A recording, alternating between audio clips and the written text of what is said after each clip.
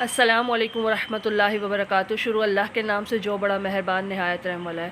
جی ہم قرآن عربی سیکھ رہے ہیں، جو ہم سبق نمبر 3 کا آغاز پچھلی ویڈیو میں کر چکے ہیں۔ انشاءاللہ اس ویڈیو میں اس سبق نمبر 3 کا اختتام کریں گے۔ مجھے امید ہے کہ جو میں آپ کو سمجھا رہی ہوں اور بہت آسان طریقے سے سمجھا رہی ہوں وہ انشاءاللہ آپ کو ضرور سمجھ آ رہا ہوگا۔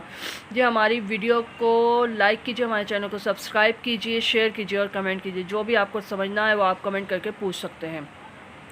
اس ویڈیو میں ہم مؤنث کی ضمیریں سیکھ رہے ہیں، مؤنث کی ضمیر تثنیہ اور جمع بنانے کا طریقہ سیکھ رہے ہیں ہم۔ مومنتن، مومنتانی، مومناتن، واحد تثنیہ اور جمع، واحد ایک کے لیے، تثنیہ دو کے لیے اور جمع ہے دو سے زیادہ کے لیے، یعنی 3 4 5 جتنے بھی ہوں اس کے لیے استعمال کیا جاتا ہے۔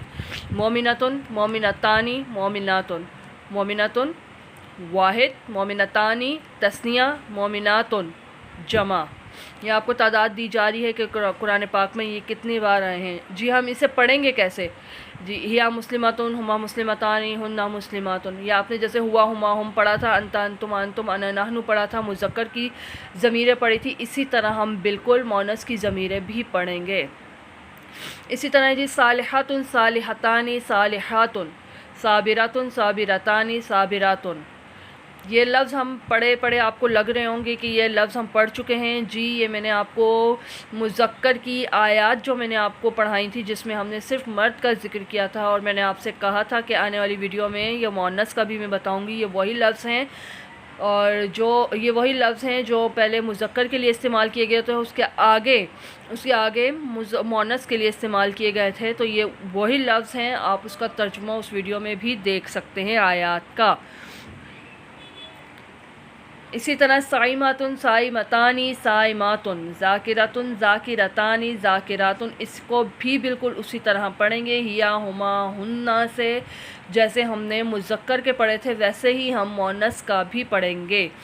صائماتن ایک، صائمتانی دو اور صائماتن دو سے زیادہ کے لیے یعنی جمع کے لیے استعمال کیا گیا ہے۔ صائماتن 13 اور ذاکراتن کا ذکر 24 ٹائمز آیا ہے قرآن پاک میں۔ یہ جی ہم آپ کو بتا رہے ہیں تثنیہ اور جمع بنانے کا طریقہ۔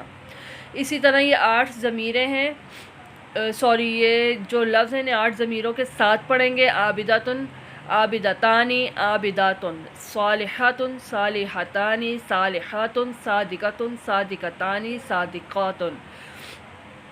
یہ 525 بار آئے ہیں کل قرآن پاک میں۔ اس کی تعداد آپ کو مینشن کی ہوئی ہے سامنے، آپ دیکھ لیں۔ آپ ان لفظوں کو ڈھونڈیں گے قرآن پاک میں، آپ کو آسانی سے، بالکل آسانی سے قرآن پاک میں مل جائیں گے۔ آپ انہیں ضمیروں کے ساتھ ملا کر پڑھیں، انشاءاللہ مجھے امید ہے کہ آپ کو بالکل اچھے طریقے سے ریوائز ہو جائے گا۔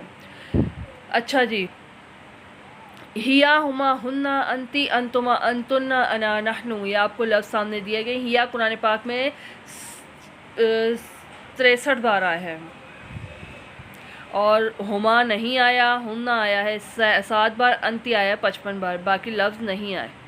کیوں نہیں آئے؟ کیونکہ یہ مذکر میں تو آئے تھے، تو مذکر میں جو لفظ آئے تھے وہ قرآن پاک میں موجود ہیں، جبکہ مؤنث میں یہ صرف 3 ہیا، ہننا، انتی، ان 3 لفظوں کی مثالیں قرآن پاک میں موجود ہیں جو 125 بار آئی ہیں۔ باقی جو ہیں وہ مذکر کے حوالے سے آئی گئی ہیں، مؤنث کے حوالے سے قرآن پاک میں اس کا کوئی بھی ذکر موجود نہیں۔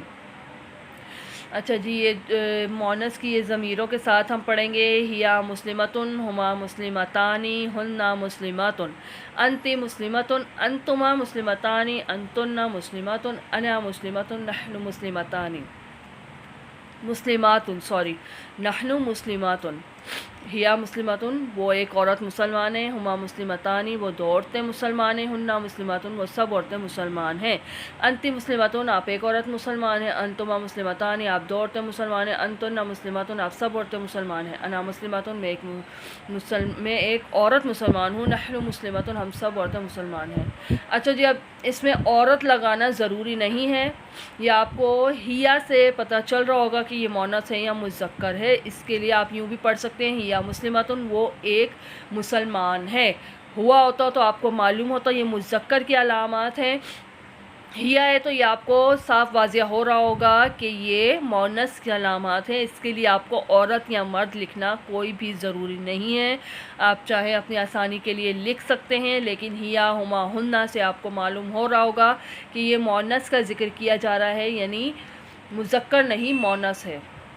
اچھا جی، الحمدللہ ہم نے قرآن پاک کی مونس کی ضمیریں سیکھی ہیں جو 125 مرتبہ آئی ہیں. اس میں 2 نئے لفظ ہیں جو قرآن پاک میں تقریباً 50 بار آئے ہیں. آپ انہیں ضرور تلاش کیجئے، مارک کیجئے، اپنے پاس سیو کیجئے. انشاءاللہ مجھے امید ہے کہ آپ کو ہو بھی سکتا ہے ابھی تھوڑا مشکل ہو رہا ہو سمجھنے میں، لیکن انشاءاللہ آپ کو جلد ہی تقریباً جیسے جیسے لیول آگے بڑھتے جائیں گے، جیسے جیسے سبق آگے بڑھتے جائیں گے، مجھے امید ہے آپ کو اچھے طریقے سے سمجھ آتی جائے گی.